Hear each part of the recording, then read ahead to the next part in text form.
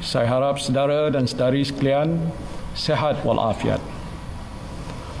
Terlebih dahulu saya ingin memohon maaf kepada saudara dan saudari sekalian kerana dalam keadaan negara kita sedang berhadapan dengan cabaran besar menangani pandemik COVID-19, saya terpaksa tampil untuk menjelaskan kedudukan Kerajaan Perikatan Nasional dan keabsahan saya sebagai Perdana Menteri.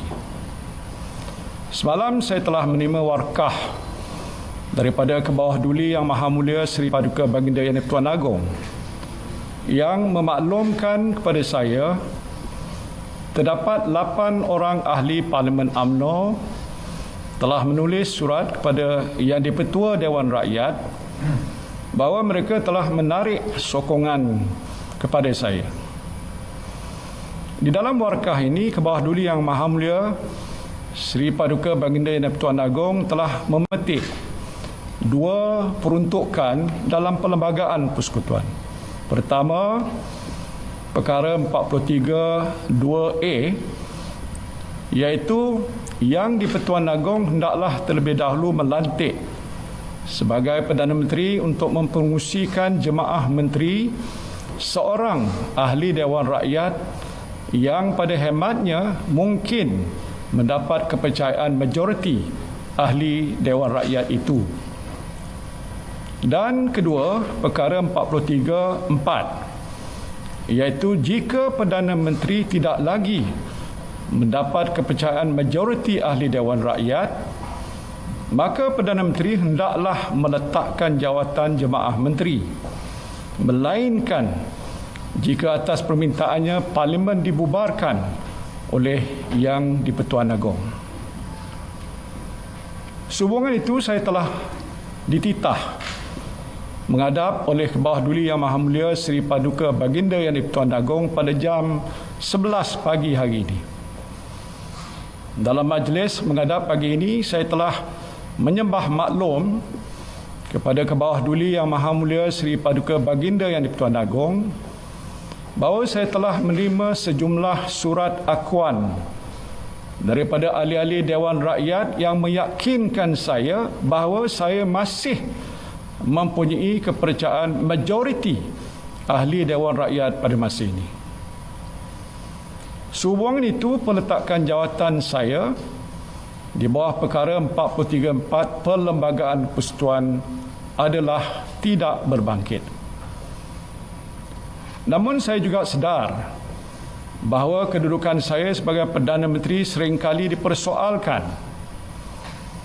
Maka saya telah menyembah maklum kepada Kebawah Duli Yang Maha Mulia Seri Paduka Baginda Yang di-Pertuan Agong bahawa saya akan menentukan keabsahan saya sebagai Perdana Menteri di Parlimen.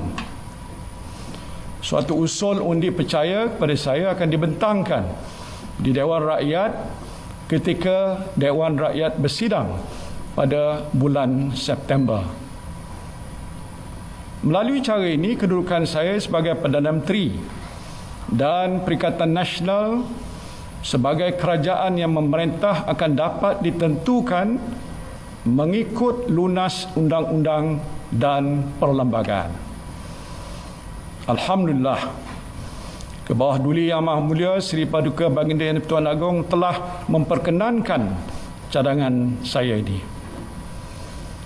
Sementara itu, jemaah menteri dan pentadbiran jentera pentadbiran kerajaan akan terus berfungsi untuk melaksanakan amanah dan tanggungjawab kepada rakyat dan negara, khususnya dalam menangani pandemik COVID-19.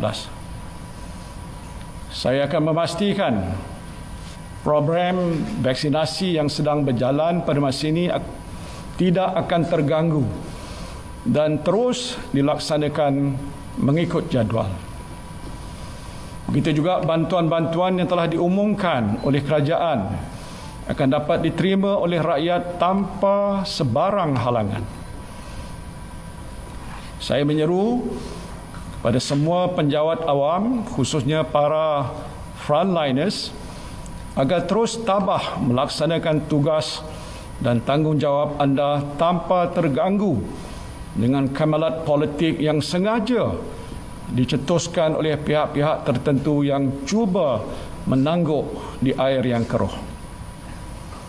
Saya tahu bahawa mereka kurang senang dengan ketegasan saya untuk tidak melayan beberapa tuntutan mereka, termasuklah desakan supaya saya mencampuri urusan mahkamah untuk membebaskan beberapa individu yang sedang didakwa atas kesalahan jenayah.